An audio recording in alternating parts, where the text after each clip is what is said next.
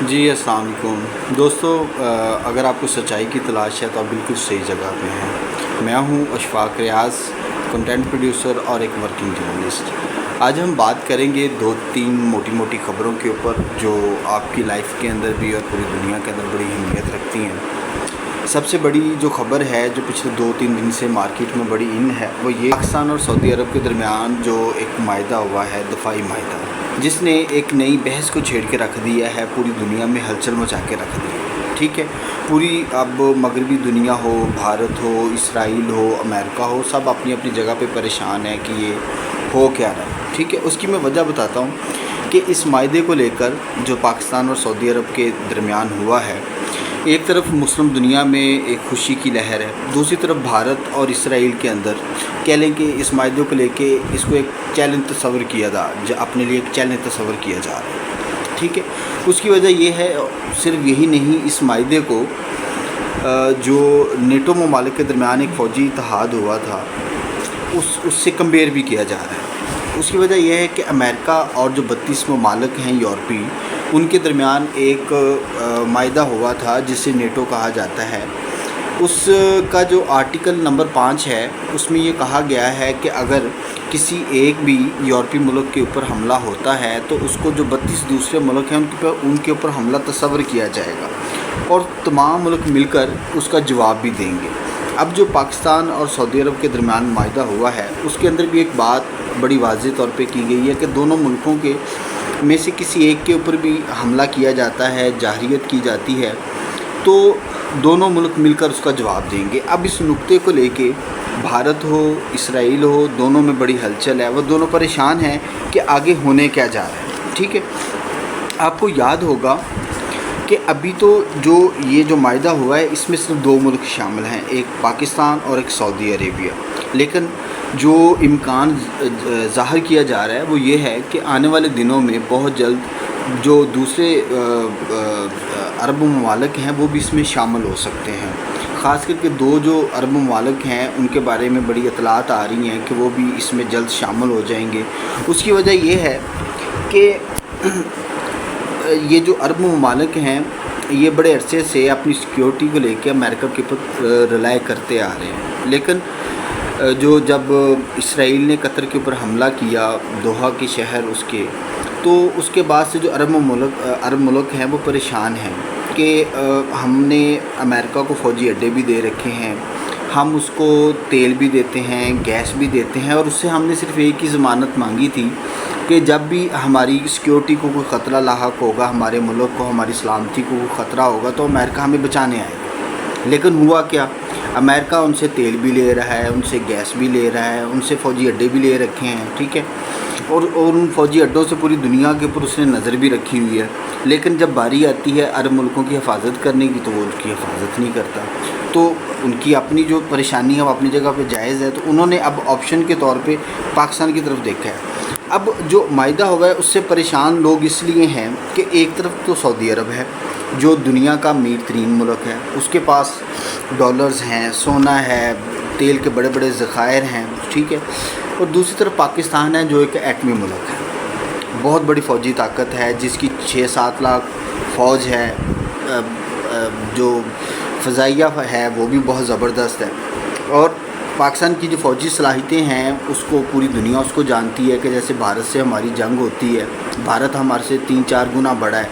اس کی فوج بھی ہم سے زیادہ ہے، اس کے پاس رافیل بھی تھے، لیکن پاکستان نے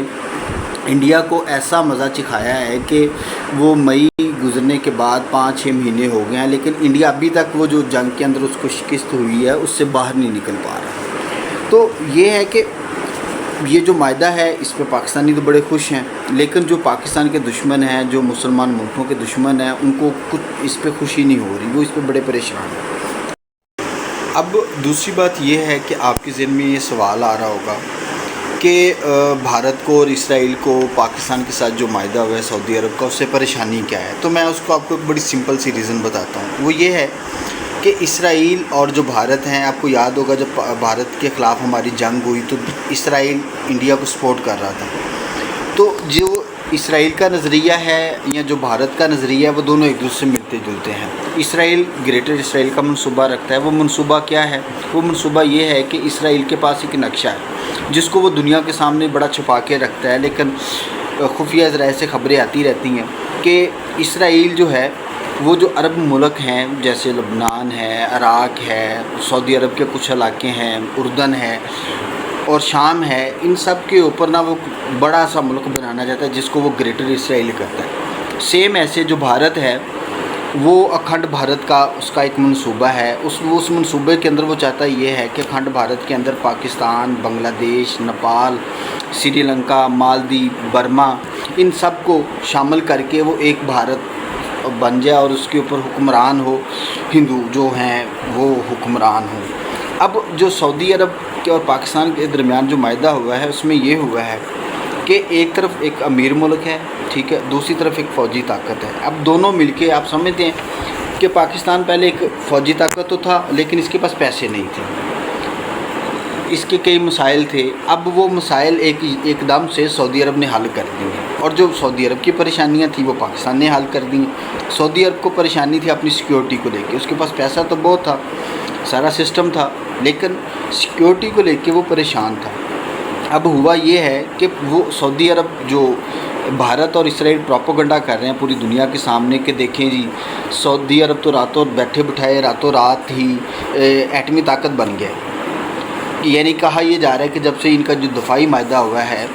جو پاکستان کے پاس جو ایٹمی طاقت ہے وہ اب سعودی عرب بھی استعمال کر سکتا ہے۔ لیکن میں آپ کو ایک چیز بتاتا چلوں کہ یہ جو معاہدہ ہے ابھی تک اس کی جو تفصیلات ہیں وہ سامنے نہیں ہیں، ٹھیک ہے۔ اس معاہدے کے اندر کئی ابہام موجود ہیں، یا کہہ لیں کہ جان بوجھ کے دونوں ملکوں نے اس کو ابھی خفیہ رکھا ہے تاکہ اس کے اوپر دنیا کو زیادہ تفصیلات کا پتہ نہ چل سکے۔ لیکن جو تفصیل ایک لائن ایک سامنے آئی ہے وہ یہ ہے کہ کسی ایک ملک کے اوپر بھی حملہ ہوتا ہے تو اس کو دونوں ملکوں کے اوپر حملہ تصور کیا جائے گا، ٹھیک ہے۔ اب ہم تھوڑا سا آگے چلتے ہیں۔ پاکستان کے پاس اب ایک سوال یہ بھی ہے کہ پاکستان کو یہ معاہدہ کرنے کی ضرورت کیوں پیش آئی؟ کیونکہ سعودی عرب کو تو اپنی سیکیورٹی کا مسئلہ تھا، پاکستان کو تو ایسا کوئی مسئلہ، بھائی پاکستان کو پیسے چاہیے۔ اور دوسری بات یہ کہ سعودی عرب جو ہے وہ ایک مسلم ملک ہے اور وہاں پہ سب سے اہم بات ہے کہ مکہ مکرمہ ہے جس کی حفاظت کرنا ہر مسلمان اپنا مذہبی فریضہ سمجھتا ہے۔ اگر ہمارا کہہ لیں کہ سعودی عرب کے ساتھ کوئی دفاعی معاہدہ نہ بھی ہو، خدا نہ خواستہ سعودی عرب کو ہماری ضرورت پڑتی ہے، تو کیا ہم کسی معاہدے کا ویٹ کریں گے کہ بھئی معاہدہ ہوگا تو ہم سعودی عرب کو بچانے کے لیے جائیں گے وہاں پہ؟ بھئی وہ تو کوئی بھی مشکل ہے، جیسے ماضی میں بھی ہوتا رہا، جب عراق کی ایران کی جنگ ہوئی یا اس سے پہلے اسرائیل عرب ملکوں کے اندر مختلف وقتوں میں حملے کرتا رہا، تب بھی ہم سعودی عرب جاتے رہے ہیں اور ان کی حفاظت کے لیے اور یہ کام کرتے رہے ہیں۔ جی اچھا، دوسری ریزن یہ تھی کہ پاکستان کو خفیہ ذرائع سے یہ اطلاعات مل رہی تھی کہ جیسے کہ مئی کے اندر بھارت نے پاکستان کے مختلف شہروں کے اندر حملے کیے، پھر پاکستان نے 3-4 دن کے اندر انڈیا کو ایسا جواب دیا۔ اب پاکستان کے پاس ایک دفعہ پھر یہ اطلاعات سامنے آ رہی تھیں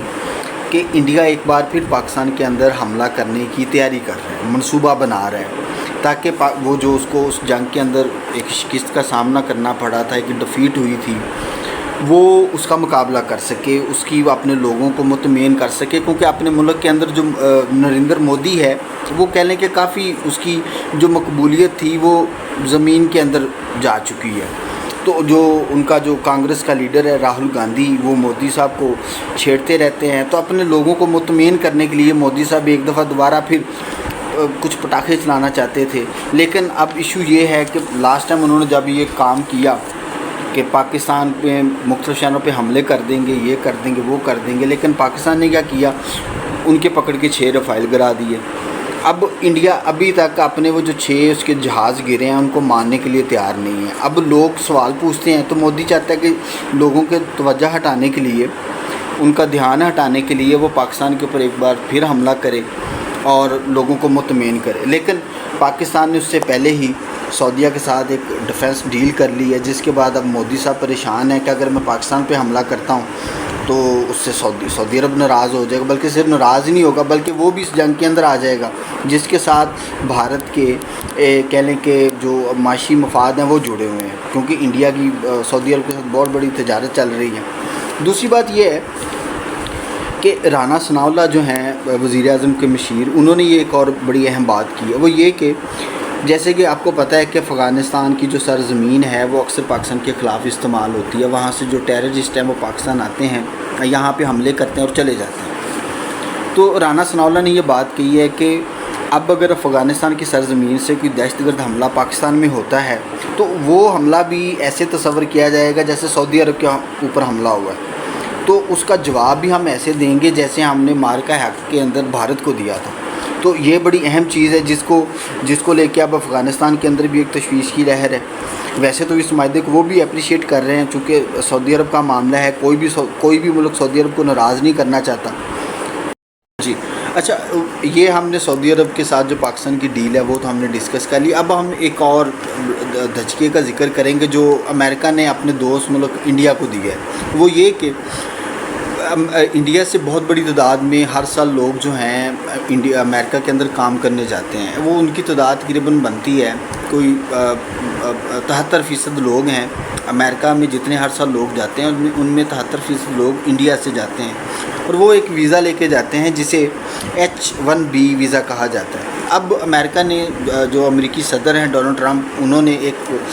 ایک فیصلہ کیا ہے، اس کے مطابق یہ ہے کہ اب جو بھی بندہ یہ ویزا لے کے امریکہ آنا چاہتا ہے، یہاں پہ کام کرنا چاہتا ہے، اس کو سالانہ $1,00,000 فیس ادا کرنا پڑے گی، ٹھیک ہے۔ پہلے یہ جو فیس تھی $1,00,000 ہونے سے پہلے یہ تقریباً $1,500 تھی، جو کوئی بھی بندہ جب امریکہ جانا چاہتا تھا تو وہ اس کو ارینج کر کے دے دیتا تھا۔ اب اس کے اوپر بھی انڈیا کے اندر تنقید ہو رہی ہے۔ راہل گاندھی جو ہے وہ مودی کو کہہ رہا ہے کہ جی جو انڈیا کے پاس اس وقت کمزور ترین وزیر اعظم ہے، یعنی کہ پہلے ڈونلڈ ٹرمپ صاحب ان کو ٹریڈ ڈیل کے اوپر تھریٹ کرتے رہے، ان کو جھکانے کی کوشش کرتے رہے، اب H-1B جو ویزے کا والا معاملہ ہے اس کے اوپر بھی انڈیا کو ایک بہت بڑا سرپرائز دیا ہے ڈونلڈ ٹرمپ نے۔ اور انڈیا کے بعد جو چائنا سے بھی لوگ جاتے ہیں وہاں کی جو IT کمپنی ہیں وہاں پہ کام کرنے کے لیے جاتے ہیں، تو اب چین کے لیے اور انڈیا کے لیے بہت مشکل ہو جائے گی اپنے لوگوں کو وہاں پہ کام کے لیے بھیجنا۔ اب جو تیسری ہم بات کریں گے وہ یہ کہ اب آج پاکستان اور انڈیا کے درمیان ایشیا کپ کے اندر سیمی فائنل ہے، سیمی فائنل ہی کہہ سکتے ہیں یا سپر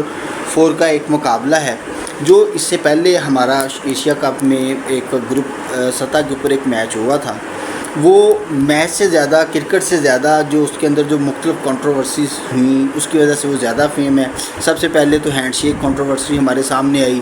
کہ جب جو میچ ریفری تھا اس نے جو پاکستانی ٹیم کے کپتان تھے سلمان علی آغا، ان سے کہہ دیا جی کہ بھارت کے جو کپتان ہیں ان سے آپ نے ہاتھ نہیں ملانا، جس کو بعد میں پاکستان نے اس کے اوپر احتجاج بھی کیا، ایونڈ کہ ایشیا کپ کو بائیکاٹ کرنے کی بھی دھمکی دی۔ بعد میں اس میچ ریفری نے پاکستان سے معافی تلافی کی اور پاکستان کو کھیلنے پہ آمادہ کیا۔ بھارت اور پاکستان آمنے سامنے ہے۔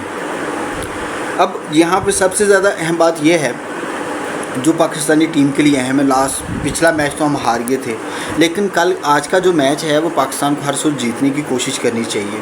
اور جو لاسٹ میچ میں جو انڈین کپتان تھے انہوں نے جو پوسٹ میچ جو کانفرنس تھی اس کے اندر ایک بہت ہی متنازع بیان دیا پہلگام واقعے کے حوالے سے، اور اس نے اپنی جو ایک ہاری ہوئی جنگ تھی اس کو جیت میں بدلنے کی کوشش کی۔ تو پاکستانی کپتان کو چاہیے آج وہ میچ جیتیں، اچھے سے میچ جیتیں، اور بعد میں وہ جو لاسٹ میچ میں انڈین کپتان نے پروپیگنڈا کیا تھا اس کا توڑ کریں اور ان کو انہی کی زبان میں جواب دیں، اور ان کو یہ بتائیں کہ کرکٹ کو کرکٹ رہنے دیں، ٹھیک ہے، اس میں سیاست لے کے نہ آئیں، مودی کا جو ایک پروپیگنڈا ایک مشن ہے اس کو لے کے نہ آئیں، بلکہ کھیل کی خوبصورتی یہی ہے کہ اس میں سپورٹس مین شپ ہوتی ہے، اس میں آپ ایک دوسرے کے ساتھ بھائی چارے سے رہتے ہیں، لیکن اگر آپ اس کے اندر بھی سیاست کو لے آئیں گے تو پھر جو کھیل کا مزہ ہے نا وہ کہہ لیں کہ کرکرا ہو جاتا ہے۔ تو میری بڑی نیک تمنائیں ہیں پاکستانی ٹیم کے لیے۔ آج کے لیے اتنا ہی، اگلی ویڈیو میں انشاءاللہ کسی اور ٹاپک کے ساتھ آپ سے بات کریں گے۔ بہت شکریہ۔